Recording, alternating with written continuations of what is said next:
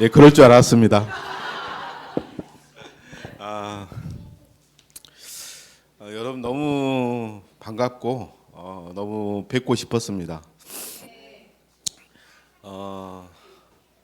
오성현 목사님의 수많은 거절에도 불구하고 여러분을 뵙기 위해서 수많은 수모를 참아가며 애프터 신청을 한 끝에 여러분께서 이렇게 귀하게 10주년 창립 예배라면 너무나도 소중한 시간인데 이 소중한 시간을 저희 가정에 마련해 주셔서 너무 감사합니다.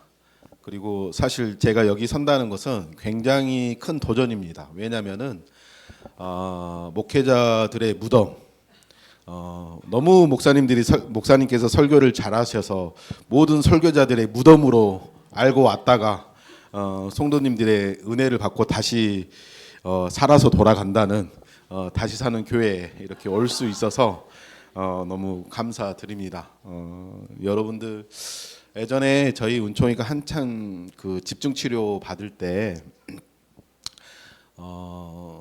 그때 다시 사는 교회에서 목사님과 함께 기도도 해주시고 또 사랑의 헌금을 보내주셨는데 또 그때 당시 사랑의 교회에서 보내주신 헌금이 상당히 큰 액수였습니다. 그래서 저희가 그런 여러분의 기도와 또 사랑의 결과로 이렇게 안경 벗으니까 더 잘생겼죠? 예. 다시 쓰겠습니다. 예, 그런 결과로 또 이렇게 여러분들한테 감사한 인사를 전할 수 있어서 너무 감개무량하고 너무 감사합니다. 부족하지만 또 저희를 통해서 오늘 또 여러분들에게 전하실 하나님의 음성이 있다고 생각을 합니다. 여러분께서 잘 들어주시고 또 은혜로 받아주셨으면 정말 고맙겠습니다. 오늘 제가 여러분과 나누고 싶은 말씀은 제가 조금 익숙하지 않아서 약간 저도 볼 수 있게 좀 틀겠습니다. 괜찮죠? 예, 그 더 깊게 만나셔야 합니다라는 제목을 가지고 여러분과 말씀을 좀 전하고 싶습니다. 제가 읽고 여러분 읽고 우리 말씀 한 구절씩 읽고 네 구절인데요. 마지막 한 구절은 우리 다 같이 읽도록 하겠습니다. 제가 먼저 읽겠습니다. 예수께서 배를 타시고 다시 맞은편으로 건너가시니 큰 무리가 그에게로 모이거늘 이에 바닷가에 계시더니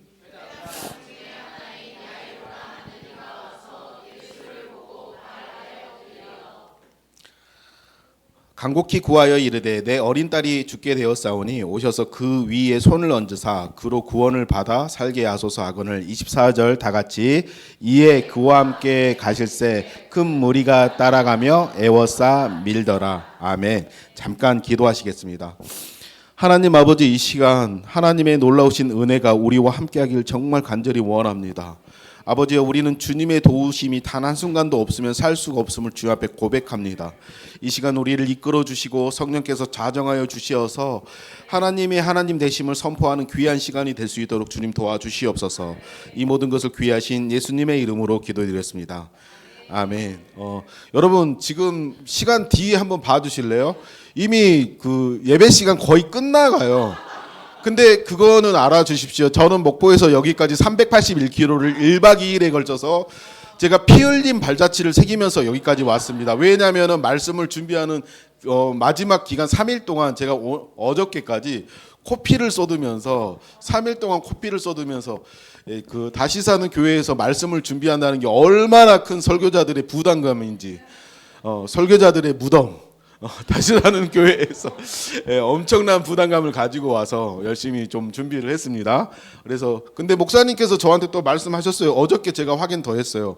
처음에 저한테 말씀하실 때는 목사님 뭐 시간 생각하지 말고 하세요. 그래서 제가 엄청 또 제가 381km를 1박 2일 동안이나 왔는데 제가 그냥 이렇게 한번 언제 부를지 모르고 뭐 그러는데 제가 그래서 많이 준비를 했거든요. 그래서 어저께 목사님 맞죠?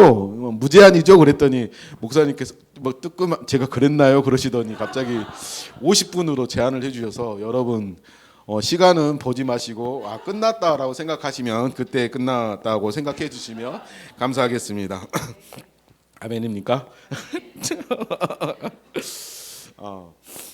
다시 사는 교회 성도 여러분, 우리는 가끔 불가항력적인 순간을 만날 때가 있습니다. 갑자기 몰아친 쓰나미가 우리의 인생을 정말 강타할 때가 있습니다. 저는 오늘 여러분과 불가능한 현실에 처해버린 한 아버지의 이야기를 여러분과 좀 나누고 싶습니다. 오늘 제가 여러분과 나누고 싶은 말씀은 회당장 야이로에 관한 이야기입니다. 이 회당장 야이로의 어린 딸이 죽을 병에 걸렸습니다. 마태복음과 누가복음의 이야기를 종합해서 보면 야이로의 딸은 12살 정도로 예상이 되었고 이 아이의 생명이 바람 앞에 등불처럼 굉장히 위급한 상황에 놓여 있다는 것을 우리가 알 수가 있습니다. 그런 상태에서 야이로가 예수님을 만나기 위해서 출발을 했는데요. 그러나 마가복음보다 시대적으로 조금 더 늦게 서술된 이 마태복음에서는 이 상황을 서술하면서 야이로가 예수님을 만나던 이 시점에 야이로의 딸이 이미 죽어버렸다라고 기록을 하고 있습니다. 그러니까 야이로가 예수님을 향해서 출발을 할 때 얼마나 야이로의 딸이 심각한 상황이었는지를 우리가 알 수 있는 그런 대목이었습니다. 24절에서 보면은 예수님 근처로 야이로가 드디어 도착을 했고, 그런데 야이로 주변에 예수님을 둘러싸고 있는 수많은 사람들이 있었다고 합니다. 물론 많은 사람들이 예수님께 모여든 이유는 너무나도 분명했죠. 당시 예수님의 신령은 상당히 많이 알려져 있었습니다. 예수님께서는 이때 이미 귀신 들린 사람을 회당에서 치료했던 경험도 있으셨고, 중풍병과 문둥병이라는 당시 불치병에 정말 속해 있던 이런 엄청난 병들도 거뜬히 치료했던 그런 전적까지 가지고 있었습니다. 심지어 거라사에 있는 동네에 미친 사람도 치료했다는 소문도 들렸는데, 이 거라사 광에는 미쳐서 날뛰는 수준이 광기에 가까웠습니다. 묶어있던 사슬도 다 끊어버릴 정도로 굉장히 기형적인 힘으로 주변을 괴롭혔던 그런 사람이었습니다. 그런데 들어보니 그 사람에게는 군대 귀신이 들렸다는 소문까지 들렸습니다. 귀신 한 마리만 들어도 힘든데 군대 단위로 귀신이 들어버리니까 이 사람을 속박했던 그 악한 힘이 얼마나 강력했겠습니까? 그런데 예수님께서 그런 구제불능처럼 보였던 그런 사람까지도 치료를 하셨다는 것입니다. 이 회당장 야이로는 직업 특성상 굉장히 정확한 사람이었습니다. 정황을 모두 확인해 보니 불가능하다고 생각했던 그 모든 문제들을 예수님은 완벽하게 해결해 버리신 진짜 능력자라는 것을 알게 된 것이죠. 아, 저분이야말로 진짜다, 이런 확신이 들었고, 마침 예수님께서 가버나움이라는 동네까지 오신다는 소문까지 듣게 되었습니다. 이 아이의 죽음을 그동안 방치할 수밖에 없었던 무기력한 상황에 놓여있던 이 야이로는 더 이상 아이의 죽음을 방관할 수 없었기 때문에 예수님께서 오셨다는 소식을 듣자마자 예수님을 향해서 달려갔습니다. 제가 아빠로서 정말 무기력함에 빠지는 순간이 있었습니다. 2021년 12월이었습니다. 2021년은 우리 가족에게는 정말 잊을 수 없는 충격을 안겨주었던 그런 시점이었습니다. 그해 우리 은총이는 1년간 진행했던 조직구성 6종이라는 세계에서 0.03%만 걸리는 희귀 악성 종양 중에 악성 종양을 치료를 했는데 12월 최종 평가에서 치료 실패라는 판정을 받았습니다. 제가 엊그제에도 확인을 좀 해봤는데요. 우리나라에서 이 병을 총 8명이 걸렸는데 그중에서 2명만 살아있다는 소식을 제가 확인을 했습니다. 은총이도 그해 12월 최종 평가 검사에서 원래는 전신 5군데 퍼져 있던 그 악성 종양이 있었는데 그 악성 종양은 전부 다 제거되었지만 아쉽게도 우리 은총이가 마지막에 평가를 받아보니 간으로 전이 됐다는 그런 엄청난 소식을 저희가 전달받게 되었습니다. 당시 우리 은총이는 앞서 3년 동안 백혈병 치료를 이미 그 2차례나 받은 상황이었습니다. 그리고 재발을 했기 때문에 그 골수이식이라는 엄청난 고통의 시간을 이미 보낸 상태였습니다. 그 후에 조직구성 6종이라는 희귀암 중에 희귀암이 발견되어서 1년이나 더 이 독한 항암 치료제를 행한 상태였습니다. 한 번 치료받기도 힘들다는 이 항암 치료를 우리 은총이는 쉬지 않고 3차례나 한 4년의 기간 동안 받아왔던 것입니다. 근데 여러분이 기억하시는 가장 끔찍한 시간은 언제입니까? 저와 제 아내가 기억하는 가장 끔찍했던 첫 번째 기억은 우리 은총이가 골수 이식을 했던 그 시간이었습니다. 골수 이식은 생각했던 것보다 훨씬 쉽게 끝났습니다. 심지어는 저희가 그 과정을 보면서 별것 아니네라는 생각이 들 정도였습니다. 그런데 딱 일주일이 지나고부터 고통이 시작되었습니다. 골수 이식을 했지만 은총이는 항암을 계속 해야 됐기 때문에 체력 유지를 위해서 반드시 식사를 지속해야 되는 상황이었습니다. 그런데 그때 우리 은총이가 골수 이식을 마쳤더니 물만 마셔도 그 칼날이 목을 쓸고 들어가는 느낌이 든다고 말할 정도로 은총이가 너무 힘들어하는 상태였습니다. 그렇게 한 4주 정도 날마다 입에서 피를 토하고 하루에 몇 번이고 혈변을 쏟아내는데 그 모습을 지켜보는 게 부모로서 정말 참담했습니다. 그런데 이보다 저희가 더 끔찍했던 것은 은총이가 고통이 너무 심해서 소리를 지르는데 이 비명 소리를 듣는 것이 4주 동안 50일 동안 저희가 묵윤실이라는 곳에서 은총이와 저와 둘이 그리고 때로는 제 아내와 은총이가 둘이 이렇게 이 아이의 비명 소리를 50일 동안 견뎌야만 했는데 아기가 피를 토하고 혈변을 쏟는 것도 정말 미칠 것 같은 상황이었지만 고통 때문에 내지르는 그 비명 소리를 듣는 것이 아빠와 엄마로서는 너무나도 가혹한 그런 시간이었습니다. 아이가 눈만 뜨면 소리를 질렀고 하루 종일 울다가 지쳐서 겨우 지쳐서 2시간 3시간 잠이 드는데 그 모습을 보는 심정은 정말 말로 표현할 수 없을 정도로 참담했습니다. 그래도 그렇게 고통스러운 시간을 잘 견뎌줘가지고 우리 은총이가 재발 치료까지 잘 마치게 되었습니다. 그때 우리가 들었던 생각은 이제는 끝났겠지. 더 이상 우리 아기가 아플 일은 없겠지라고 생각을 했습니다. 왜냐하면 그때까지 지냈던 모든 순간이 은총이가 백혈병이라는 병에 걸리긴 했었지만은 너무 은혜롭게 모든 일들이 순조롭게 잘 진행되었습니다. 은총이가 골수를 이식 준비를 할 때 혈액은행에서 저희는 제대열로 했거든요. 그래서 그 혈액은행에서 제대열을 찾는데 그때 정말 기적 같은 일이 일어났습니다. 보통 혈액은행에서 DNA를 찾을 때 DNA 4가지 구조 중에서 3가지가 먼저 맞는 걸 찾기 시작합니다. 그리고 없으면 2가지라도 맞는 것을 찾습니다. 왜냐하면 정확도가 높을수록 이식에 대한 부작용이 일어날 확률이 줄어들기 때문입니다. 그런데 은총이가 제대열 DNA를 찾았는데 거의 99% 자기 것처럼 맞는 것을 찾아버린 것입니다. 그때 그 교수님께서 치료해 주셨던 교수님께서 은퇴를 앞두고 계셨던 교수님이셨는데 이 교수님이 얼마나 경험이 많으셨겠어요. 근데 그 교수님조차 하셨던 말씀이 나는 이런 경우는 교과서에서만 봤다. 실제로 내가 본 적은 처음이다라고 말하는 그런 상황까지 벌어져 버린 거예요. 심지어 그분들이 그동안 수많은 치료를 하면서 정말 얼마나 많은 데이터를 가지고 있겠습니까? 그런데 그 데이터가 무색하게 보일 정도로 우리 은총이가 이때가 5살이었는데요. 굉장히 독보적인 그 치료 성과를 보여버린 것이죠. 그래서 은총이는 뭔가 우리가 볼 때도 그렇지만 의료진이 볼 때도 이 아이는 뭔가 되게 신기한 아이였던 거예요. 너무 뭔가 잘 풀리고 잘 이기고 너무 신기할 정도로 이게 누가 어떤 분이 봤을 때 항암 치료하는 아이로 보입니까? 너무나도 해맑고 귀엽지 않아요?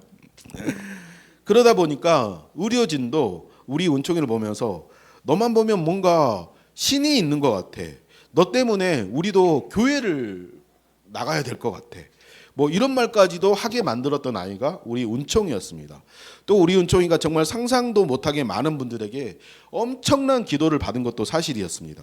우리 친교회 분들도 여러분들도 정말 많이 기도를 해주셨지만 저희가 정말 놀랐던 것은 하나님께서 엄청난 분들을 덧붙여 주시는 게 우리가 알지 못하는 수많은 기도팀과 그리고 기도하시는 분들이 엄청나게 연결되어서 정말 많은 분들에게 기도의 후원을 받았던 아이가 우리 은총이었습니다.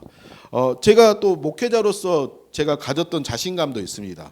저는 말씀에 대한 확신이 있었는데 우리 은총이가 처음에 아팠을 때 하나님께서 말씀을 정말 빨리 주셨습니다.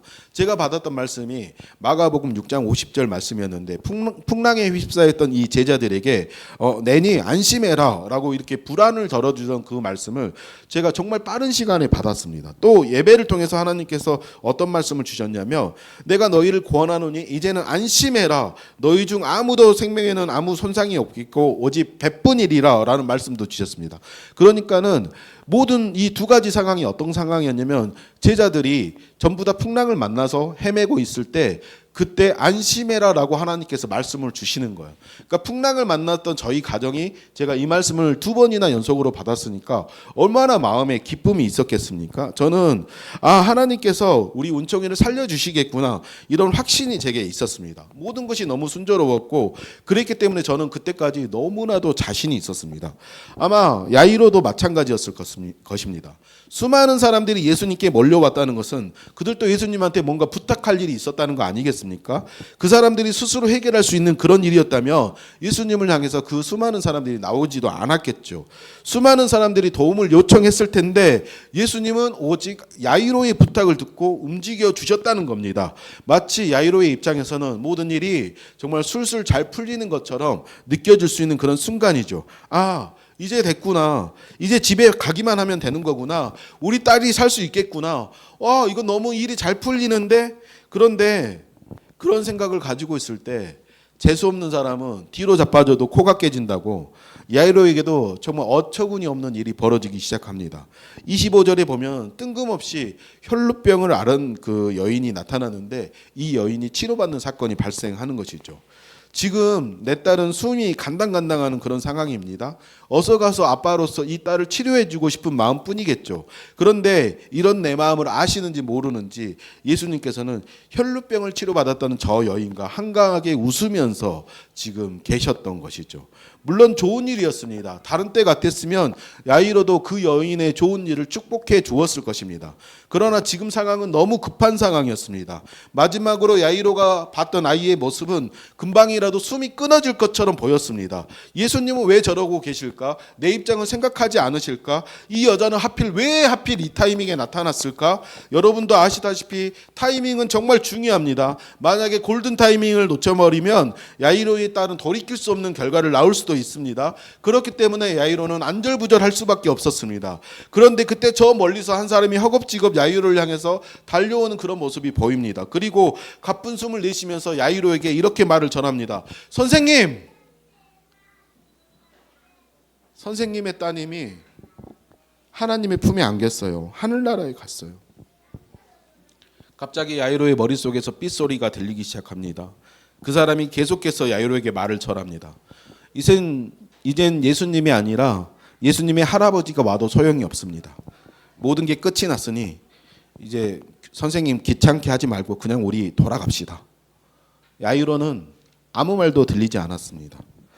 바로 그렇게 정신없는 야이로에게 예수님께서 36절에서 굉장히 당황스러운 말씀을 전하십니다. 두려워하지 말고 믿기만 하라. 무엇을 두려워하지 말고 믿으라는 것인가요? 이미 제 딸은 끝이 나버렸는데 원망 섞인 야이로의 눈초리에도 예수님은 아랑곳하지 않고 야이로의 집을 향해서 걸어가셨습니다. 저에게도 믿기 힘든 상황이 발생했습니다. 이식을 마치고 딱 반년이 지났을 때 은총이 머리에서 원인 불명의 동그란 타원형 모양의 이상 징후가 발견이 됩니다. 병원에서는 처음에 별것 아닌 것처럼 말을 했습니다. 원인이나 어떤 병명이 뭐냐고 물어도 얼버무렸습니다. 그리고 3개월이 지나 다시 검사를 해보니까 머리에 하나였던 타원이 2개로 늘어나 있었습니다.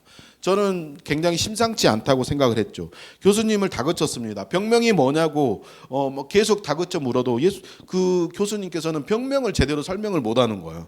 앞으로 그러면 어떻게 해야 되냐고 물었더니 저절로 회복되면 다행이고 증상이 악화되면 다시 항암 치료를 해야 된다는 굉장히 저희가 들을 때는 무책임한 소리를 하는 거예요. 아니 병명도 모르는데 항암 치료를 한다는 것이 말이 됩니까? 얼마나 저희 입장에서는 어처구니 없는 이야기입니까? 그래서 저희가 서둘러서 서울 삼성병원을 옮겼습니다. 의료진은 정확한 판단을 위해서 우리가 수술해서 조직 검사를 합시다라고 말씀을 해주셨습니다. 그렇게 은총이는 처음으로 머리 수술을 받게 됩니다. 그리고 약속한 일주일이 지나서 병원으로 가려고 준비를 하는데 병원에서 갑자기 연락이 옵니다. 아직 결과가 안 나왔으니 일주일만 더 기다려 주세요. 그리고 이틀 후에 전화를 저희가 다시 받게 됩니다. 아버지 은총이 내리고 빨리 병원으로 들어오세요. 예? 무슨 일이십니까? 그러자 의사 선생님이 그때 저희한테 여러 가지 설명을 막 해주셨는데 제가 마음이 급했는지 아니면 그분의 용어를 제가 이해를 못했는지 하여튼간 제가 뭐 제대로 듣지 못하고 그냥 전화를 끊었습니다. 그리고 수많은 불안감을 느끼면서 은총이를 부랴부랴 데리고 병원으로 달려갔죠. 접수가 끝나자마자 은총이는 도대체 몇 개인지 알 수가 없을 정도로 굉장히 많은 검사를 받기 시작합니다. 그래서 우리 은총이는 백혈병을 2번이나 치료를 했던 그 아이였는데 다시 한번 그 1년간 12번이라는 엄청나게 독한 항암 치료를 다시 시작하게 됩니다. 그리고 그 병명을 드디어 알게 됐는데 조직구성 육종이라는 희귀암인 거예요. 너무나도 이 암이 희귀암이라서 가천대 길병원에서는 이 병을 찾아낼 수가 없었던 거예요. 그러나 그나마 이제 그 삼성병원에서는 메이저 병원이었기 때문에 이 병이 무엇인지 겨우겨우 찾아낼 수 있었던 거예요. 근데 이 조직구성 육종은 세계에서 0.03%밖에 안 걸리는 희귀암 중에서도 상위 클래스에 있는 희귀암이었던 거예요. 삼성병원도 처음 치료해 보는 병이었고 현실적으로 더 문제가 뭐였냐면은 삼성병원 그래도 삼성병원이나 우리나라 5대 메이저 병원 같은 경우는 희귀암을 많이 다뤄봤기 때문에 웬만한 희귀암의 치료제를 다 가지고 있거든요. 그런데 이 삼성병원에서도 치료제가 없는 병이었던 거예요. 세계적으로도 치료제가 없는 그 병에 우리 아이가 걸려버렸고 그런데 뭐 치료제가 없기 때문에 한번 이 병과 비슷한 계열의 그 치료제를 조합해서 한번 치료해 보자라고 제안을 하셨습니다. 여러분 상상이 되십니까? 우리 아이가 치료제가 없는 병에 걸렸다는 그 소식을 듣는 부모의 마음이 어떤 마음이 들었겠습니까? 저도 목사잖아요. 그러니까 자료를 찾아보고 의사한테 또 물어보고 또 제가 병에 대해서 알아보면 알아볼수록 제가 갖게 되는 결론이 뭐였냐면은 생존율이 제로에 가깝다는 그런 사실을 제가 알게 됩니다. 제가 할 수 있는 게 정말 없었습니다. 정말 미칠 것만 같았습니다. 그래서 병원에서 시키는 대로 추천하는 대로 저희는 추천하시는 대로 치료를 할 수밖에 없었고 정확하게 말씀드리면 저희가 할 수 있는 일이 그것밖에 없어서 할 수밖에 없는 그런 상황이었고 제가 목회자라서 뭐 엄청난 믿음을 가지고 그 치료제가 없는 치료를 시작했던 게 아니라 그때 그냥 뭐 아무것도 하지 않고 포기할 수는 없어서 할 수밖에 없었던 그런 상황이었다는 거죠. 오늘 말씀에서 제가 여러분과 정말 중요하게 나누고 싶은 말씀이 바로 24절입니다. 24절은 예수님께서 야이로와 함께 가셨다라고 말씀하고 있죠. 24절에서 함께 가셨다는 것은 이후에 벌어질 모든 상황을 이끌어주는 중요한 저는 단어라고 생각을 합니다. 오늘 본문을 통해서 저는 여러분과 두 가지를 좀 나누고 싶습니다. 성경은 야이로가 무슨 대단한 믿음을 가졌다고 말씀하고 있지는 않습니다.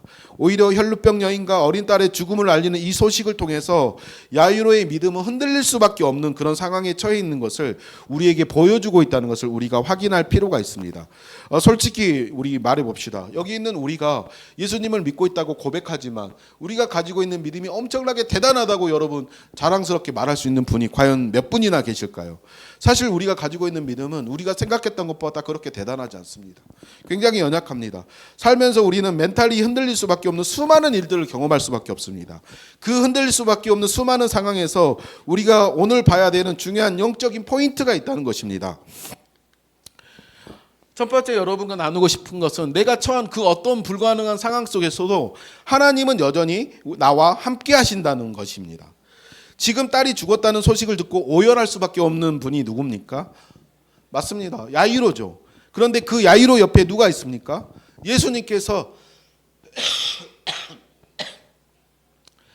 야이로와 함께 하시고 계셨습니다. 그러니까 야이로가 예수님에게 도와달라고 부탁했던 그 순간부터 야이로가 딸아이의 죽음이라는 소식을 듣게 된 그 순간까지도 예수님은 야이로와 쭉 함께하고 계셨다는 것이죠.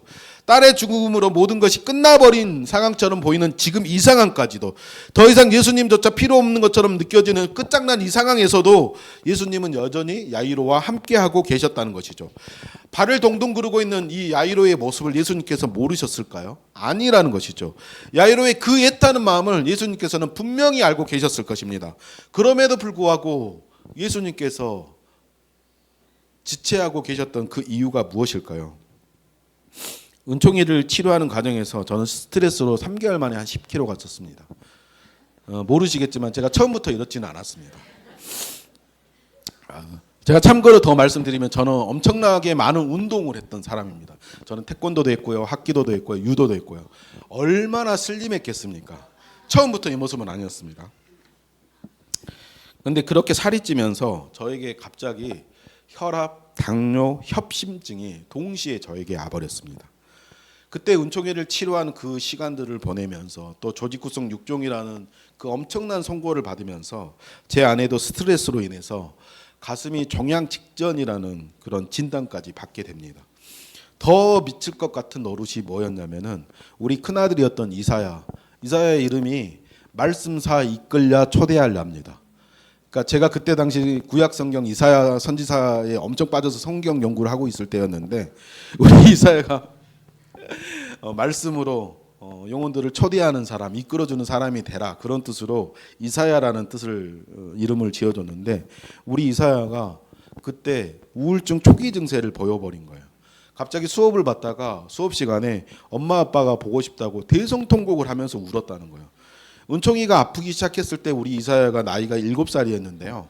그때부터 10살까지 4년 동안이나 부모하고 계속 떨어져서 지냈고, 동생이 치료되고 회복되면 좋은데 이 동생이 계속 위기 상황에 노출되다 보니까 우리 큰아이에게 분리불안 장애가 와버린 거예요.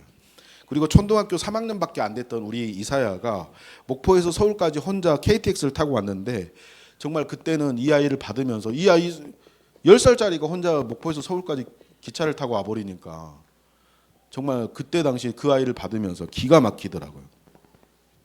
그리고 차만 타면 우리 이사야가 아빠 가슴이 답답해요, 마음이 불안해요, 이렇게 말을 하는데 제가 말문이 정말 너무 막혔습니다. 괜찮아, 아빠가 있잖아, 우리 찬양할까? 제가 찬양을 우리 이사야랑 같이 틀어놓고 부르는데 그때 제가 막 은혜롭거나 막 힘을 얻고 싶어서 찬양을 불렀던 게 아니라 그때 제가 그 우리 가정이 전방위적으로 그런 일을 경험해버리고 아파버리고 정말 제가 느낄 때는 사방으로 우겨쌈을 당하는 것처럼 정말 큰 일이 동시다발적으로 우리 가정에 일어나 버리니까 제가 정말 무엇을 해야 될지 모르겠더라고요. 그래서 제가 무엇을 해야 될지 모르겠어서 할 수 있는 게 정말 없어서 불렀던 게 찬양이었습니다. 찬양을 부르면서도 정말 억장이 무너지는 그런 가슴이었던 것 같습니다. 이 타들어가는 저의 심정을 예수님은 알고 계실까? 이런 식의 저희가 또 송구 영신 예배를 드렸는데 이때 이 예배를 드리면서 하나님께서 저희에게 또 하나의 말씀을 주셨습니다. 그때 저희가 받았던 말씀이 예레미야 29장 11절 여호와의 말씀이니라 너희를 향한 나의 생각을 내가 아나니 평안이요 재앙이 아니니라 너희에게 미래와 희망을 주는 것이라. 여러분, 이 말씀을 저희가 받았는데 저희가 이 말씀은 뭐 예배를 통해서 목사님이 선포되신 말씀으로 그냥 아멘으로 받은 게 아니라요, 이 말씀을 받을 때 저희가 제비뽑기로 받은 거예요. 그러니까 하나님께서 그 말씀을 우리에게 이렇게 툭 던져진 거예요. 근데 사랑하는 성도 여러분, 여러분이 만약에 우리 같은 상황이라면 이렇게 받았던 내니 안심해라, 두려워하지 말아라, 그리고 너희에게 있는 것은 평안이 아니라 평안이요 재앙이 아니야, 미래와 희망을 줄 거야, 이런 하나님의 말씀들을 믿을 수가 있겠습니까? 우리 가족이 전방위적으로 처해있던 그 상황을 하나님의 말씀이 해결해 줄 수 있다고 여러분 믿어지시겠습니까? 저와 제 아내는 그 말씀을 받으면서 너무나도 허탈했던 거예요. 너무 허탈하니까 뭐가 나오냐면 웃음이 나오는 거예요. 목사였지만 우리가 처한 이 현실에서 하나님의 말씀을 믿는 게 불가능했어요.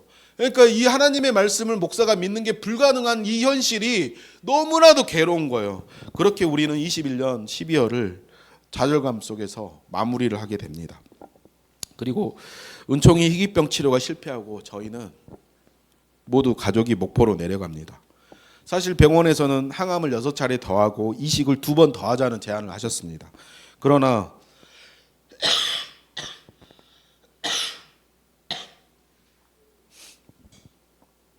그때 당시 우리가 내릴 수 있는 결론은 계속 항암 치료를 하면 우리 은총이는 반드시 죽는다라는 결론이 저희에게 내려졌어요. 우리는 그동안 우리 은총이를 5년 동안 치료하면서 이 함께 치료했던 그 아이들의 상황들을 저희가 너무 많이 봤잖아요. 심지어는 은총이랑 같이 치료했던 수많은 정말 뭐 20살, 19살 이런 형들, 누나들 정말 키 크고 멋있고 뭐 엄청난 친구들이 있었는데 이 친구들이 전부 다 먼저 하나님의 품에 안긴 거예요.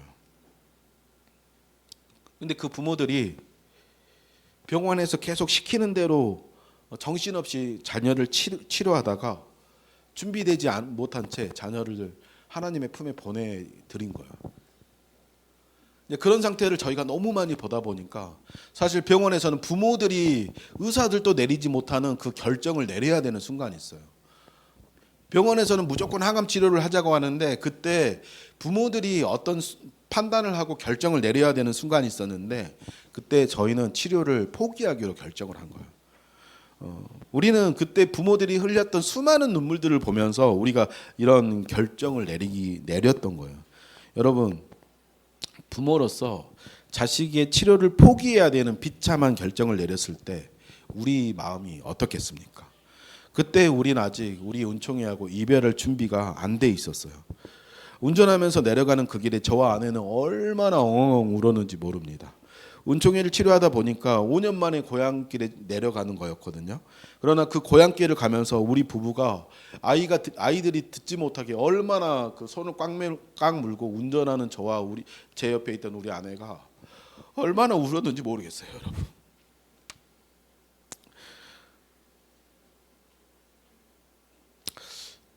그래서 저희는 목포에 내려갔는데 저희가 살 집이 필요하잖아요. 처음에 전세로 저희가 해보려고 했는데 보니까 그냥 제가 이렇게 아내 말을 들어보니까 아내 혼자 엄청 또 고생하면서 집을 구했는데 그냥 대출로 집을 매매하는 게 더 낫겠더라고요. 그래서 아는 지인의 도움을 받아가지고 목사님의 도움을 받아가지고 대출을 받아서 우리가 집을 매매하게 됩니다. 구하게 됩니다. 그리고 저희가 남아있는 모든 돈을 다 끌어모아서 집을 리모델링을 했는데 저희가 처음에는 우리 은총이를 위해서 제가 돈을 엄청 아껴가지고 한 500만 원 정도 가지고 있었는데 그 돈으로 그 요양병원 있잖아요. 항암 치료 막 하는 그 병원에서 일반 표준 치료 못했을 때 요양병원으로 들어가잖아요. 그런 치료 시설로 저희 아이를 제가 500만 원을 투자해서 한 일주일 정도 제 아내랑 둘이 보내는 게 목표였거든요. 근데 보니까는 그 요양병원 가는 것도 돈이 있어야 되겠더라고요. 한 달에 제대로 된 치료를 받으려면 2천만 원, 3천만 원이 필요한 거예요. 그러니까 저는 그 돈이 감당이 안 되는 거예요. 그러니까 목사님 제가 어떻게 할지 고민하고 목사님들한테 여쭤보니까 목사님들께서 집에다가 투자를 해라. 그래가지고 우리 은총이에게 조금 더 좋은 환경을 주기 위해서 은총이 방을 저희가 막 여러 군데 알아봐가지고 그 황토 방으로 이렇게 꾸며줍니다. 그리고 조금 더 은총이가 건강에 도움이 주기 위해서 피부 호흡이나 뭐 이런 걸 하기 위해서 거실을 저희가 편백나무로 이렇게 리모델링을 하게 됩니다. 그렇게 우리가 리모델링을 정신없이 막 했는데 저는 그때 제 마음의 상태는 어땠냐면 저희는 그동안 계속 항암 치료를 해왔는데 실패를 한 거잖아요. 계속 3번이나 실패를 한 거잖아요. 그러니까 사실은 여러분 항암 치료 한 번, 2번만 실패하더라도 사실 생존율이 거의 없는 거예요. 근데 저희는 3번이나 실패했고 조직구성 6종이라는 그 종양까지 희귀병까지 실패를 해버리니까 은총이 몸에는 지금 정말 그 엄청난 것들이 있는 거죠. 그래서 그거 끝나고 나서 저희가 이 아이를 위해서 해줄 수 있는 게 뭘까? 그래서 저랑 제 아내가 엄청나게 우리가 할 수 있는 걸 생각해 보자. 그래서 집을 꾸미고 그리고 우리 은총이를 위해서 제 아내는 해줄 수 있는 요리를 엄청나게 살펴보고 저는 운동 같은 거를 집에서 그러니까 돈이 없기 때문에 집에서 할 수 있는 그때는 사실은 돈도 없으니까 너무너무 서럽더라고요. 너무 우리 아이한테 미안하더라고요. 너가 목사 아빠를 안 만났다며 좀 돈 있는 부모를 만났다며 너가 좀 더 치료를 받았을 텐데 내가 해줄 수 있는 게 너무 없어서 너무 이런 치료도 못 해주는 아빠여서 그래서 집에다가만 투자를 한다고 생각하니까 그거를 꾸미면서도 제가 엄청난 실패감을 가지고 있었고 그때 제 심정은 마치 뭐 고개를 땅에 쳐박아 버리고 정말 위험을 피하려고 했던 그 타조처럼 제가 그런 심정으로 막 그런 리모델링을 하고 있었던 거예요. 그런데 제가 리모델링을 다 끝나고 거실에 앉아서 소파에 앉아 있는데 어느 날 천장을 보는데 그때 갑자기 하나님의 은혜가 저한테 너무나도 강하게 막 은혜로 임하는 거예요. 그러면서 하나님께서 주시는 생각이 네가 무슨 돈으로 이 집을 구했다고 생각하니? 네가 무슨 돈이 있길래 뭐 500만 원 가지고 쩔쩔매던 네가 2천만 원에 가까운 리모델링을 할 수 있었다고 생각하니? 그런 생각을 주시는 거예요. 그러면서 내가 내 내 힘으로 하고 있다고 생각했지만 하나님께서 나를 도와주셨구나. 진짜 돈이 없어서 서러웠는데 돈 많은 부모를 우리 자식이 만났으면 정말 좋았을 텐데 그런 사무침에 제가 막 서러움에 쩔어 있었던 그런 시간이었는데 내가 정말 필요하다고 생각했던 것보다 정말 하나님께서 나를 도우고 계셨구나. 그때 제가 그런 상황을 알았습니다.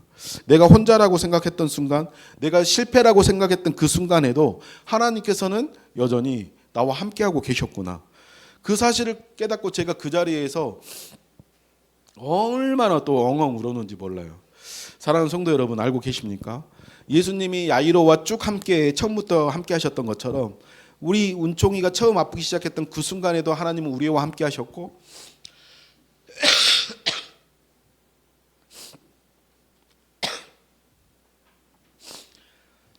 우리 은총이 병명을 처음에 알게 된 게 상태를 처음에 알게 된 게 동네 명의를 통해서 알게 됐는데 처음 만난 동네 명의가 빠르게 대학병원에 갈 수 있도록 도와주셨는데 그런 분을 만나게 하신 분도 하나님이었고 은총이가 골수이식을 할 때 99%의 기적에 가까운 제대어를 만나게 하신 분도 하나님이셨고 또 세계에서 0.03%만 걸리는 희귀병에 걸리게 하는 만드신 분도 하나님이셨고 그 힘겨운 치료를 실패하게 만드신 분도 하나님이셨고 그 실패로 인해서 8살밖에 안 되는 이 어린아이가 6시간 동안이나 간 절개 수술을 또 실패로 인해서 받아야만 했었는데 그 6시간 동안이나 간 절개 수술 그 기역자 자엽을 전체를 드러내는 그 엄청난 수술을 받게 만드신 분도 하나님이셨다는 거예요.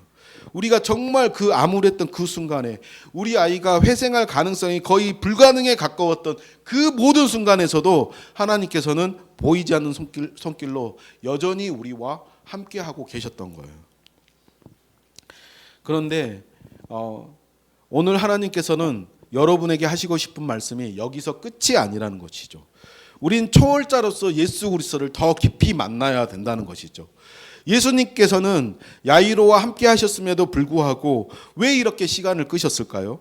왜 이렇게 야이로가 발을 동동 구르게만 만드셨을까요? 그냥 그 자리에서 예수님께서 그냥 굳이 안 가셔더라도 그 아이를 치료할 수는 없었을까요? 도대체 야이로가 딸의 죽음이라는 그 엄청난 충격적인 사건을 왜 겪게 만드셔야만 했을까요? 이 비참한 상황에서 예수님께서는 야이로에게 오직 하나만을 요구하시는데 두려워하지 말고 믿기만 하라라는 거였어요. 그러니까 굉장히 무모한 상황에서 무모하리만치 무모한 요구를 하신 예수님께서 하셨다는 거예요. 우리가 희귀병 치료에 실패하고 목포에 내려가서 편백나무로 막 집 리모델링하고 예쁘게 꾸몄잖아요. 그래서 우리 은총이가 거기서 저랑 막 그 겨울에 뭐 산에 가서 막 눈썰매도 타고 우리 은총이가 원래 다른 아이들은 3살 4살 때 타는 그네를 그때 7살 8살 때 처음으로 막 그네 타면서 우리 아이가 너무 행복해하면서 제가 그거 보면서 너무 눈물이 나더라고. 다른 아이들은 뭐 4살 5살에 그네 타는 건데 우리 아이는 7살 8살 돼가지고 처음 그네 맨날 병원에서만 지내다가 그네 타가지고 저거를 저렇게 기뻐하는 모습을 보니까 정말 그런 걸 보면서도 너무 하나님 앞에 좀 슬프더라고요. 근데 그렇게 재밌게 잘 지내다가 우리 은총이가 딱 3개월 만에 다시 쓰러집니다. 근데 이번에 은총의 상태가 정말 심상치가 않았습니다. 말도 못했고 엄마 아빠도 못 알아봤고 온몸이 문어처럼 막 흐물흐물 해버리는 거예요. 그러니까 언어장애, 인지장애, 운동장애가 우리 은총에게 한꺼번에 와버린 거예요. 그날 밤이 토요일 밤이었는데 교회에서 제가 예배를 준비하다가 소식을 듣고 깜짝 놀라서 아이를 데리고 서울로 달렸습니다. 제가 너무 떨려가지고 너무 두려워서 제가 운전을 할 수가 없으니까 함께 사역하셨던 팀 목사님께서 같이 운전해가지고 삼성병원까지 같이 가주셨어요. 그런데 올라가는 도중에 또 은총이가 발작을 하기 시작합니다. 오른손과 오른발에서 간질처럼 발작이 일어나기 시작합니다. 제가 그 영상은 엄청 고민을 했는데 그 영상은 차마 제가 틀어드릴 수가 없더라고요. 이 상황에서 제가 할 수 있는 게 정말 전혀 없었습니다. 정말 제가 너무 무기력했고 정말 절망스러웠고 그런데 더 제가 절망스러웠던 것은 그 병원에 도착하고 나서 더 절망스러웠어요. 아이의 상태를 살피고 나서 그 의료진이 저한테 정말 조심스럽게 다가와서 하는 말이 아버지 이번에는 준비를 좀 하셔야 될 것 같아요. 백혈병이 4번째로 더진 거예요. 은총이는 5년 사이에 백혈병만 3번 걸렸고 희귀병이 1번 걸려가지고 총 4번이나 혈액암이 걸린 거예요. 세상에 여러분, 암에 1번, 2번만 걸려도 살기가 어렵잖아요. 제가 삼성병원 처음 갔을 때 정말 제가 놀랐던 게 뭐였냐면 혈액암 치료를 하러 왔는데 이 그 치료 부작용으로 아이가 그 여러분 그 파충류 보면 온몸에 탈피가 일어나는 증세 알죠? 근데 어떤 여자아이가 전신 탈피가 일어나는 거예요. 손끝에서부터 머리끝 발끝까지 전신 도마뱀처럼 완전 껍질을 벗는 그 탈피가 일어나는데 제가 그 모습을 보고 정말 기절할 뻔했어요. 이런 엄청난 상태에 빠지는데 우리 아이가 4번이나 걸렸다고 하니까 그것도 희귀병을 치료 실패했고 그 희귀병을 실패했기 때문에 이 백혈병이 있다는 말이 무슨 말이냐면 몸 안에 조직구성 육종과 백혈병 이 2가지 병이 공존하게 되는 상황이라는 거예요. 여러분, 치료제가 없는 병도 실패했지. 그리고 백혈병까지 걸려버렸으니까 정말 이거는 삼성병원에서도 이거는 뭐 전례가 없는 이런 아이가 들어와 버린 거예요. 그런 상황에서 제가 할 수 있는 것이 무엇이 있었겠습니까? 정말 하늘이 무너지는 것 같았습니다. 저와 아내는 말을 잃었고 저희가 받아들일 수 없는 현실을 받아들여야만 하는 그런 상황에 놓이게 된 것이죠. 우리는 목회자 부부였습니다. 그러나 그 순간 그런 상황에 놓여버리니까 내니 안심해라 라는 하나님의 말씀을 저희가 믿을 수가 있겠습니까? 그 순간 배만 파손되고 생명은 지켜주겠다라는 그런 말씀을 저희가 고지고대로 우리가 믿어지겠습니까? 재앙이 아니라 너희를 향한 평안이다라는 예레미야 29장의 말씀을 저희가 그 순간 믿을 수가 있겠습니까? 사형을 예고했던 의사의 한마디는 우리에게 회생 불가능 그리고 믿음 불가능이라는 선고를 하는 순간이었습니다. 소리 좀 날 수 있나요? 지도해 주시는 모든 분들이 감사합니다. 손을 들어줘야 되죠.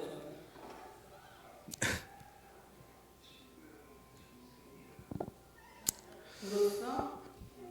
왜? 우리 은총이는 살아라도 있지 야이로의 어린 딸은 죽었습니다. 우리보다 더 지독한 상황에 처했던 이 야이로에게 예수님은 두려워 말고 믿기만 하라는 굉장히 무모한 요구를 하신 것입니다. 만약에 여러분의 목사님께서 이런 상황에 처한 여러분에게 믿음을 요구하셨다면 여러분 과연 그 순간 아멘으로 대답하실 수 있으시겠습니까? 그런데 예수님께서는 이 말씀을 마치신 후에 이제 야이로의 집을 향해서 걸어가십니다. 걸어가신 후 곧장 죽은 딸이 누워있는 방으로 들어가십니다. 그리고 말씀하십니다. 달리다굼 일어나라 아이야. 오직 이 한마디를 하셨을 뿐이십니다. 그러자 있을 수 없는 일이 일어납니다. 그 집안에 있던 모든 사람이 완벽하게 죽음을 확인했던 바로 그 딸이 다시 살아난 것입니다. 완벽하게 살아나서 부모가 주는 음식까지 맛있게 먹고 있는 것입니다. 완벽한 부활한 것이죠. 사랑하는 성도 여러분, 오늘 이 어린 딸의 부활이 왜 우리에게 중요한 메시지가 될까요? 우리가 여기서 알아야 될 정말 중요한 영적인 이유가 있습니다. 야이로에게는 그의 딸이 중요했지만 예수님에게는 야이로가 중요했다는 것이죠. 마가복음 3장 5절을 쉬운 성경을 읽어보면 예수님께서 분노하시고 주위를 둘러보시며 사람들의 마음이 굳은 것을 아시고 슬퍼하셨습니다 라고 기록하고 있습니다. 에스겔서 36장 26절을 보면은 내가 너희에게 나를 온전히 섬기는 법을 가르치겠다. 너희 안에 새로운 마음과 새로운 영을 부어 돌처럼 굳어버린 마음을 제하고 그 대신 살과 같은 부드러운 마음을 너희에게 주겠다라고 말씀하십니다. 우리 안에 하나님을 온전히 섬기지 못하게 만드는 굳은 마음이 있다는 것입니다. 야이로에겐 딸이 중요했지만 예수님에게는 이 야이로가 중요했다는 것입니다. 예수님은 야이로가 통제할 수 없는 절망적인 상황을 통해서 야이로가 예수님을 더 깊이 만나길, 더 깊이 알길 원하셨던 것입니다. 그래서 야이로의 굳은 마음을 깨뜨리기 위해서 이런 엄청난 결정을 하신 것이죠. 야이로가 예수님을 참 하나님으로 정말 초월적인 분으로 이 어려운 상황에서 구원할 수 있는 유일한 구원자로서 더 깊이 만나는 것이 예수님에게는 더 중요한 문제였다는 것입니다. 야이로가 가졌던 예수님에 대한 인식, 똘똘 뭉친 상식, 생각을 모두 깨뜨려야만 예수님을 사람으로서가 아니라 나와 함께 하시는 하나님으로서, 그리고 초월적인 능력을 발휘해 주시는 분으로서, 그리고 이 야이로의 이 모든 상황을 구원해 줄 수 있는 구원자로서 예수님을 만날 수 있었다는 것이죠. 그렇게 바라볼 수 있도록 도와주시는 것이 예수님의 진짜 목적이었다는 것입니다. 사랑하는 성도 여러분, 예수님은 야이로가 그분을 더 본질적으로 바라보길 원하셨습니다. 내 생각과 상식을 뛰어넘어서 초월자로서 하나님을, 진정한 구원자로서 예수 그리스도를 야이로가 만나길 원하셨던 것이죠. 사랑하는 성도 여러분, 진짜 불가능한 것이 무엇인 줄 아십니까? 여러분이 삶에서 부딪히는 수많은 어려운 현실의 문제들도 있겠지만 우리 스스로가 초월적인 하나님을 만나는 것이야말로 진짜 우리 스스로가 할 수 없는 불가능한 일이라는 것이죠. 하나님 스스로 당신의 존재를 우리에게 드러내 줘야지만, 그리고 하나님됨을 우리에게 하나님께서 스스로 선포를 해 주시지 않는다면 우리가 하나님을 만나고 하나님을 더 깊이 알 수 있는 것은 거의 불가능에 가깝다는 것입니다. 우리가 성경을 읽고 기도하고 예배를 드리면서 하나님의 전능성과 초월성을 배우고 또 만난다고 생각을 하고 있지만, 우리가 이성을 통해서 하나님을 만나는 것은 한계가 있습니다. 성경을 통해서 우리가 알게 된 하나님으로 끝이 나는 것이 아니라 성경을 통해서 계시된 그 하나님께서 얼마나 위대한 분이신지, 우리를 얼마나 깊이 사랑하시는지, 우리가 처한 이 불가항력적인 한계선상에서 삶을 통해서 하나님께서 우리를 더 깊이 만나길 원하시는 것이 하나님의 궁극적인 목적이라는 것이죠. 우리 은총이는 사형 선고를 받았을 때 제가 몇몇 목사님께 이 소식을 좀 말씀을 드렸습니다. 그래서 다들 안타까워하시고 기도해 주시겠다고 말씀을 하셨습니다. 그런데 그때 딱 한 분이 저를 엄청나게 꾸짖는 거예요. 오성현 목사님의 모교회 목사님 되시는 정선영 목사님께서 그때 저를 엄청나게 꾸짖으시는 거예요. 저의 이야기를 다 들으시고 나서 대뜸 목사님께서 하시는 말씀이, 목사님, 목사 맞아요? 라고 물어보는 거예요. 네, 제가 목사 맞죠? 그랬더니 그 목사님께서 말씀하시기에 뭐가 목사입니까? 목사는 하나님의 말씀을 믿어야 목사죠. 하나님께서 분명히 은총이 치료해 주시겠다고 그 말씀 받았다고 목사님께서 말씀하셨잖아요. 그래서 제가 네, 말씀 받았어요. 그런데 제가 욕심이었나 봐요. 우리 아이를 치료하고 싶은 마음에 그냥 그런 말씀만 제가 붙잡았나 봐요 라고 말씀을 드렸더니 목사님께서 엄청나게 혼을 내시면서, 무슨 소리입니까? 목사는 그 어떤 순간에도 하나님의 말씀을 믿는 것이 목사 아닙니까? 그렇게 말씀하시면서 저에게 무슨 말을 하냐면, 저희 교회는 지금도 기도하고 있습니다. 이승훈 목사님의 소식을 알았을 때부터 지금까지 계속 저희 교회는 함께 기도하고 있어요. 지금도 우리 교회는 기도하고 있어요. 제가 새벽에 연락을 드렸거든요. 저는 기도하고 있다, 우리 교회가 목사님을 위해서, 은총을 위해서 기도하고 있다는 그 말씀이 두려워하지 말고 믿기만 하라는 하나님의 음성으로 들렸습니다. 제가 그 말씀을 듣고 제가 굉장히 뒤통수를 맞은 느낌이었는데, 제가 그 말씀을 들으면서 목사님, 제가 정말 죄송합니다. 잘못 생각한 것 같습니다. 제가 지금부터 다시 기도를 하겠습니다. 그리고 제가 제 아내한테 전화를 걸었습니다. 그리고 목사님의 말씀을 나누고 그때부터 저와 제 아내의 기도가 다시 시작됐어요. 그랬더니 우리에게 어떤 일이 일어난 줄 아십니까? CAR-T라는 그 항암 치료제가 있어요. 건강한 세포는 살려주고 암세포만 죽이는 굉장히 기적 같은 치료제, 혁신적인 치료제, 이렇게 알려진 엄청난 치료제가 있는데, 이 치료를 하기 위해서는 T세포를 먼저 추출해서 미국 연구소로 보내면 거기에서 이 T세포를 약으로 활성화시켜서 보내주는 거거든요. 그래서 그 약을 투여하면 빠르면 2주 만에도 치료가 끝나가지고 아이가 완치돼서 퇴원한다는 그런 기적의 치료법이었어요. 근데 문제는 그 약이 치료비가 5억 원이었어요.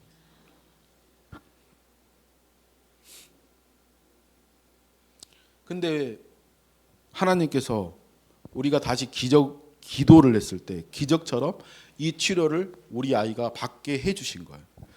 백혈병으로 아이를 잃어버린 어느 엄마가 있었는데, 이분이 너무너무 가슴이 사무쳐가지고 국회의사당 앞에서 1인 시위를 날마다 했던 거예요.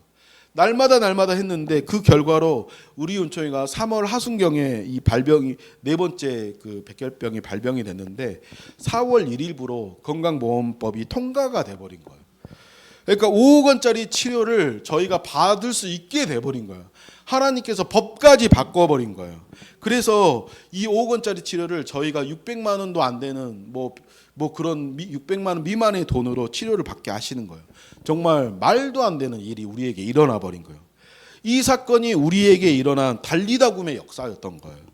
하나님의 하나님됨을 우리가 보시게 만들기 위해서 하나님께서는 우리에게 이토록 엄청난 일을 꾸미신 거예요.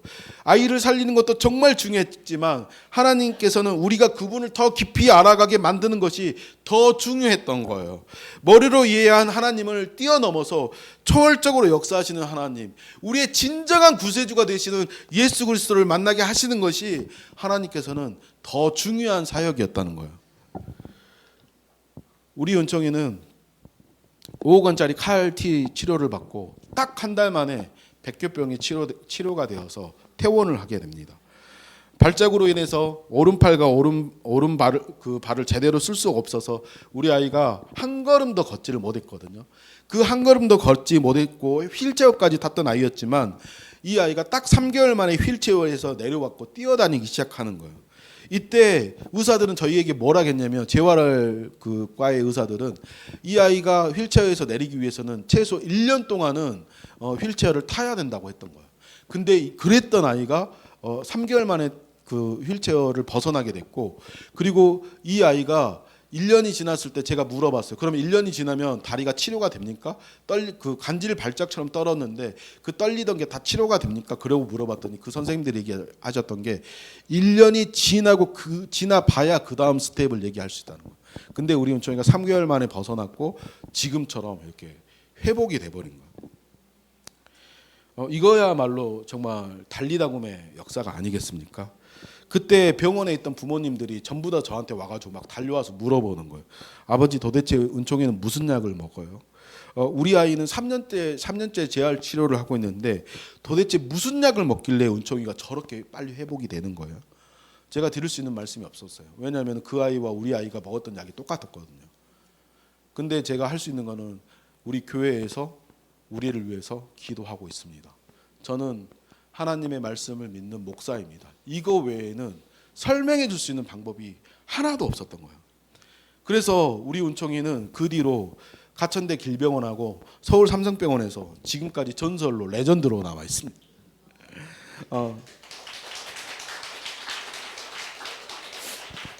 의사 선생님들이 지금 우리 은총이를 뭐라고 얘기하냐면 은총이 정말 중한 병에 걸린 아이를 가진 부모들이 있어요.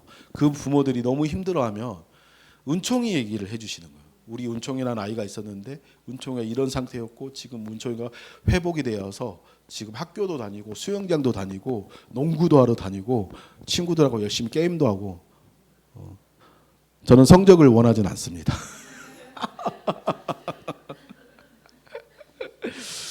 살아있는 게 너무 큰 기쁨이고, 여러분 우리 사야가 우리 가족이 처음에 목포에 내려왔을 때 했던 기도가 뭔지 아세요? 하나님, 우리 가족이 다 같이 모이게 해주셔서 감사합니다. 하나님, 우리 가족이 다 같이 밥을 먹게 해주셔서 감사합니다.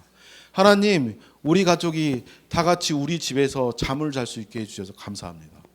여러분이 날마다 매 순간 누리는 그 평범한 것들이 우리에게는 하나님의 은혜가 없으면, 하나님께서 해주시지 아니하시면, 하나님께서 허락해 주시지 아니하시면 불가능한 일이었던 거예요. 근데 그 불가능한 일이 지금 저희에게 하나님의 달리다굼의 역사 속에서 지금 우리가 누리고 있습니다. 그래서 우리 은총이는 지금 삼성병원에서 완전히 희망의 아이콘이에요. 우리가 치료를 마친 지 몇 년이 됐지만, 한 2년 됐지만 아직까지도 우리 은총이는 은총이 지나가다 보면 은총이란 아이가 있대 막 그러고 얘기를 해요. 저 깜짝 놀랐어요. 아직 저랑 우리 은총이를 모르는 분들임에도 불구하고 그분들이 막 은총이 얘기를 하고 있는 거예요. 하면 깜짝 놀랐어요. 사랑하는 성도 여러분, 저는 잘 모릅니다. 여러분이 지금 어떤 상황에 놓여 있는지 저는 잘 모릅니다. 저는 여러분이 어떤 위기에 처해 있고 어떤 상황에서 벗어나고 싶은지 저는 잘 모릅니다. 그러나 이것 하나는 제가 분명히 말씀드릴 수 있습니다. 우리가 어떤 상황에 처해 있든지 예수 그리스도께서 나와 함께 하신다. 내 믿음이 크거나 작거나 상관없이 예수님께서는 처음부터 끝까지 지금까지 쭉 나와 함께 하셨다. 하나님께서 우리를 불가항력적인 상황으로 내모시는 진짜 이유가 있는데 그것은 우리가 하나님을 더 깊이 알아가길 원하시는 것이죠.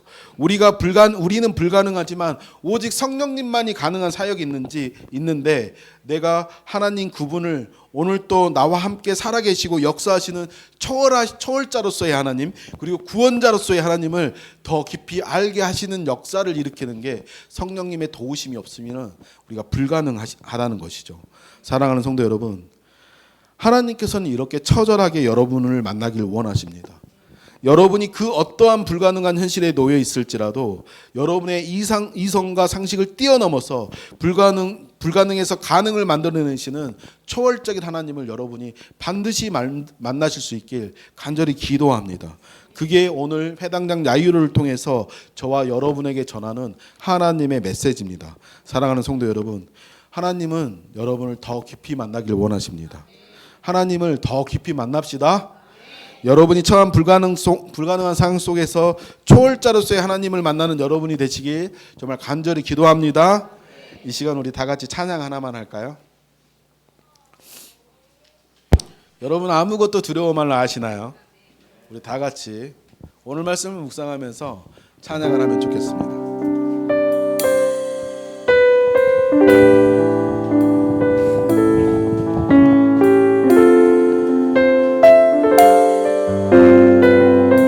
아무것도 두려워 말라.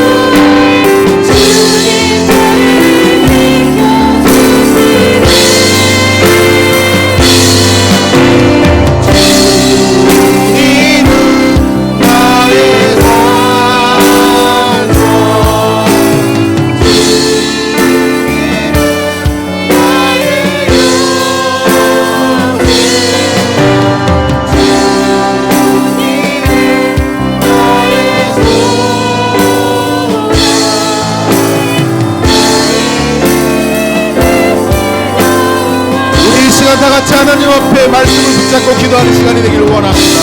하나님, 제가 처한 이 불가능한 상황 속에서 주님을 더 깊이 만날 수 있도록 도와주시옵소서.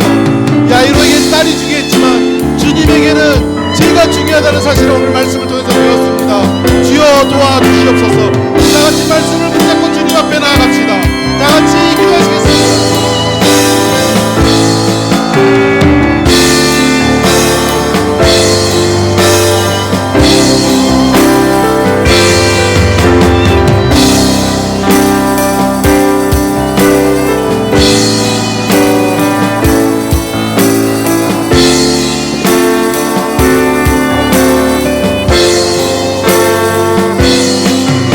우리가 다시 모여 주옵소서. 주님 회당장 야이로의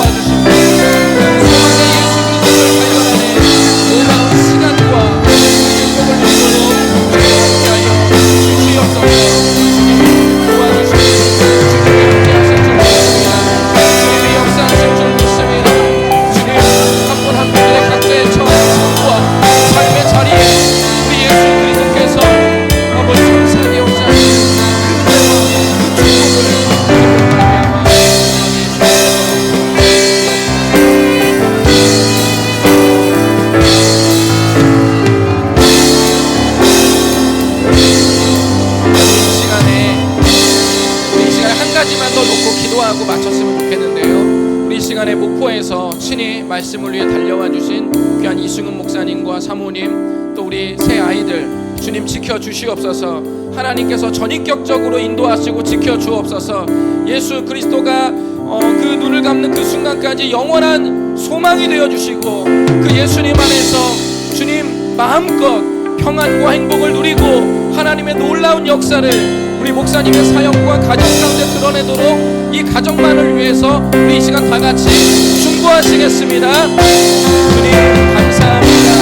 하나님께서 참 수년 동안 얼마나 이 어둠 같은 어둠의 길 인생길을 걸었으니까, 사망의 음침한 골짜기를 걸었으니까, 그러나 우리 예수 그리스도께서 그 암울한 이 상황 속에서도 여전히 우리와 말고 믿기만 하라는 놀라운 말씀을 주시며, 풍랑 가운데 아버지 시간적 위기에서 주님 생명을 가운데 속에 생명까지 약속을 줬던 그 주님, 아버지 말하시는 것은 제한이 아니라 평안이라고 말씀하셨던 그 놀라운 주님, 나중에 제자들이 자축의 그 위기 속에서 내니 두려워 말고 안심하라고 말씀하셨던 그 놀라운 성경의 말씀에 은혜와 축복들이 이 가정 가운데 역사하도록 인도하여 주시옵소서. 이승훈 목사님과 박혜라님을 축복하시고 주님 사야와 주님과 담비까지 하옵소서. 주님의 영원토록 그 이름 위에 영원한 반석이 되어주시고 축복이 되어주시기를 원합니다. 주님 오직 주님 한 분만을 이 시간 믿고 의지하며 나아갑니다. 주님 그 가정을 지켜주옵소서. 어디에서 어떻게 생각하는지 간에 주님께서 섬세하게 역사하셔서 귀한 목사님 가정을 통해서 하나님께서 역사하시는 위하시니 모든 곳에 기도가 되고 복음과 함께 기도되는 주님 이 시간에 함께 해주시옵소서. 그들의 마음과 생각 속 인생 속에 일하신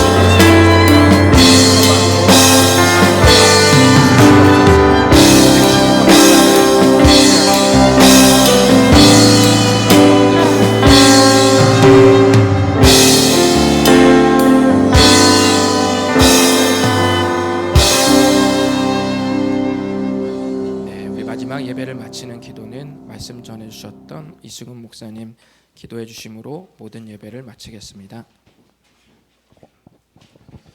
다 같이 기도하시겠습니다. 하나님 아버지 정말 감사합니다. 부족한 종을 사용하여서 하나님께서 오늘 말씀을 통해서 우리 귀한 성도님들에게 그의 삶의 자리에서 하나님을 더 깊이 만날 수 있는 축복의 통로가 열리길 정말 간절히 원합니다. 아버지여, 야이로에게는 딸이 정말 중요했지만 하나님께는 야이로가 너무너무 중요했음을 우리가 오늘 말씀을 통해서 봅니다. 그 야이로가 정말 예수 그리스도야말로 진짜 이 모든 문제를 해결할 수 있는, 죽었던 딸을 살려낼 수 있는 정말 초월자이신 하나님, 정말 진정한 야이로의 문제를 해결해 줄 수 있는 정말 구세주로서의 하나님임을 알 수 있길 주님께서는 원하셨습니다. 아버지여, 우리의 생각과 우리의 마음과 우리의 상식을 깨트려서 하나님께서 더욱더 나로 하여금 하나님을 바라볼 수 있도록 도와주시옵소서. 내 눈을 밝게 하여 주시어서 하나님께서 내 굳은 마음을 제거하여 주시어서 우리가 진심으로 하나님을 더욱더 바라볼 수 있도록 우리의 영적 안목을 열어 주시옵소서. 하나님, 나의 눈을 열어 정말 살아계신 하나님을, 전능하신 하나님을, 더욱더 존귀하신 하나님을 바라볼 수 있도록 도와주시고 우리가 하나님을 신령과 진정으로 섬길 수 있도록 주님 도와주시옵소서. 하나님께서 우리를 얼마나 사랑하길 원하시는지, 하나님께서 우리를 얼마나 축복하길 원하시는지, 우리의 삶을 통해서 하나님의 놀라우신 얼마나 귀한 일들을 하시길 원하시는지 아버지여, 우리로 하여금 주님을 더욱더 바라볼 수 있도록 도와주시옵소서. 오늘 말씀들이 혹시라도 우리 성도님들에게 어려움이 처한 분들이 있다면 하나님께서 힘을 주시는 계기가 될 수 있도록 도와주시고 믿음의 담력을 얻을 수 있는 기회가 될 수 있도록 도와주시고 하나님을 더욱더 바라볼 수 있는 기회를 허락하여 주시옵소서. 혹시라도 저를 통해서 부어주신 하나님의 말씀으로 마음에 어려움이 있으신 분들이 있다면 하나님께서는 그분들도 잊지 않고 위로해 주시는 귀한 시간이 되었길 간절히 원합니다. 주님께서 우리 다시 사는 교회와 함께 하실 걸 믿습니다. 정말 이 교회를 더욱더 뜨거운 불로서 달구어 주실 것을 믿습니다. 정말 우리로서는 불가능하지만 하나님으로서는 가능한 놀라운 사역들과 놀라운 일들을 베풀어 주실 것을 믿습니다. 정말 특별히 우리 오성현 목사님 아버님을 위해서 기도합니다. 아버지여, 정말 주님께서 정말 이 교회를 정말 축복하고 사랑하시는 이유는 주님의 복음과 말씀에 사로잡혀 있는 목사님을 우리에게 보내주신 것이 정말 하나님께서 우리를 너무너무 사랑하는 일이라는 걸 알고 있습니다. 하나님, 정말 말씀에 목숨을 걸고 목회에 목숨을 걸고 있는 오성현 목사님을 주님께서 축복하여 주십시오. 정말 아버님의 문제를 주님께서 정말 하나님의 선하신 손대로 이끌어 주실 것을 믿습니다. 정말 우리로 하여금 정말 하나님께서 하셨습니다라는 그 고백을 할 수 있도록 주님 역사하여 주시옵소서. 우리는 불가능하지만 하나님께서는 하실 수 있음을 믿습니다. 이 모든 걸 귀하신 예수님의 이름으로 기도드렸습니다.